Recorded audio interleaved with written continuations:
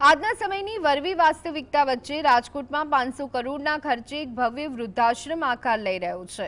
અહીં નિરાધાર અને ગંભીર બીમારીથી પીડાતા 5000 વડીલો માટે આશ્રયની વ્યવસ્થા કરવામાં આવશે।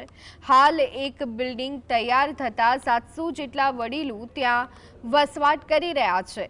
આશ્રમની વિશેષતા એ છે કે અહીં કેન્સર અને કિડની જેવી ગંભીર બીમારીઓથી પીડાતા અને જેમને કોઈ જ સહારો નથી તેવા વડીલોને નિઃશુલ્ક સેવા આપવામાં આવે છે। હાલના રહેવાસીઓમાં 100 જેટલા વડીલો ગુજરાત બહારના છે। તબક્કે એવી ગણતરી છે કે 5000 વડીલોની વ્યવસ્થા અમે આરામથી કરી શકશું। એટલે આપને બધાને પણ વિનંતી છે કે આ જે કાંઈ આપ વિડીયોને મેક્સિમમ આપ શેર કરશો તો વધુને વધુ લોકો સુધી અવાજ પહોંચશે। રાજકોટ સદભાવના વૃદ્ધાશ્રમ પથારી દિવસ કેટલા છે?